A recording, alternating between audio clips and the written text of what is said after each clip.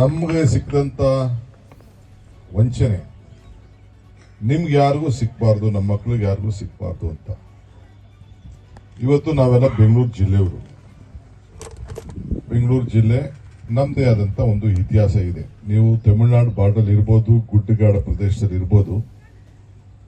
ಆದ್ರೆ ನಾವೆಲ್ಲ ಸರ್ವೆ ಮಾಡಿಸಿದಾಗ ಸುಮಾರು ಒಂದು 60,000 ಕುಟುಂಬ ಜನ ನಮ್ಮ ತಾಲೂಕಿನಲ್ಲಿ ಬೆಂಗಳೂರಿಗೆ ಶಿಫ್ಟ್ ಆಗಿದ್ದಾರೆ. ಮನೆಗಳು ಖಾಲಿ ಇದೆ. ವಿದ್ಯಾಭ್ಯಾಸಕ್ಕೆ ಎಲ್ಲ ಮಕ್ಕಳುಗಳನ್ನ ಕನಕಪುರ ಟೌನ್ಗೆ, ಕೋಡಹಳ್ಳಿಗೆ, ಬೆಂಗಳೂರಿಗೆ, ಇಲ್ಲ ಉದ್ಯೋಗಕ್ಕೆ ಇಷ್ಟಕ್ಕೂ ಶಿಫ್ಟ್ ಆಗ್ಬಿಟ್ಟಿದ್ದಾರೆ. ಅಲ್ಲಿ ಹೋಗಿ ಕಷ್ಟಪಟ್ಟು ಯಾವುದೋ ಬಾಡಿಗೆ ಮನೆ, ಇದನ್ನ ಪಾನಿಪುರಿ, ತಳ್ಳು ಅಂಗಡಿ, ತರಕಾರಿ, ಗಾರ್ಡು, ಇನ್ ಕೆಲವು ಸ್ವಲ್ಪ ವಿದ್ಯಾವಂತರು ಇನ್ ಸ್ವಲ್ಪ ಸಣ್ಣ ಸಣ್ಣ ಕೆಲಸಗಳಿಗೆ ಸೇರಿದ್ದಾರೆ. ಇದನ್ನ ಏನಾದ್ರು ಮಾಡಿ ತಡಿಬೇಕು. ಅಟ್ಲೀಸ್ಟ್ ಒಂದು 1ನೇ ಕ್ಲಾಸಿಂದ 12ನೇ ಕ್ಲಾಸ್ವರೆಗೂ ಕೂಡ ಇಲ್ಲೇ ವಿದ್ಯಾಭ್ಯಾಸವನ್ನ ಮಾಡಬೇಕು. ನನ್ಗೇನು ವಿದ್ಯಾಭ್ಯಾಸ ಬೆಂಗಳೂರಿನಲ್ಲಿ ಸಿಕ್ತು ಅದೇ ತರ ಬೆಂಗಳೂರಿನಲ್ಲಿ ಸಿಕ್ತಂತ ವಿದ್ಯಾಭ್ಯಾಸನ ಇಲ್ಲಿ ಕೊಡಿಸ್ಬೇಕು ನಮ್ಮ ಮಕ್ಕಳಿಗೆ ಅನ್ನೋ ದೃಷ್ಟಿಯಿಂದ ಇವತ್ತು ನಾವು ಟ್ರಯಲ್ ಎಲ್ಲ ನಾವು ಮಾಡಿದ್ದೇವೆ. ಈಗ ಕೋಡಹಳ್ಳಿಯಲ್ಲಿ DKS ಇಪ್ಪೋ ಕ್ಯಾಂಪಸ್ ಅಂತ ಅಲ್ಲಿ ಪ್ರಾರಂಭ ಮಾಡಿದ್ದೇವೆ. ಸುಮಾರು ಒಂದು 10 ಎಕರೆ ಜಮೀನ ನಮ್ಮ ಆಸ್ತಿನೇ ಬರ್ಕೊಟ್ಬಿಟ್ಟಿದ್ದೀವಿ. ನೋಡಿದಿರಲ್ಲ, ನೋಡಿದ್ದೀರಿ. ಕೋಡಹಳ್ಳಿಲೂ ಬರ್ಕೊಟ್ಟಿದ್ದೀವಿ, ದೊಡ್ಡಹಳ್ಳಿಲೂ ಬರ್ಕೊಟ್ಟಿದ್ದೀವಿ. ಅಲ್ಲೂ ದೊಡ್ಡ ಹಾಸ್ಟೆಲ್ ಎಲ್ಲ ಕೂಡ ಎಲ್ಲ ಆಗಿದೆ.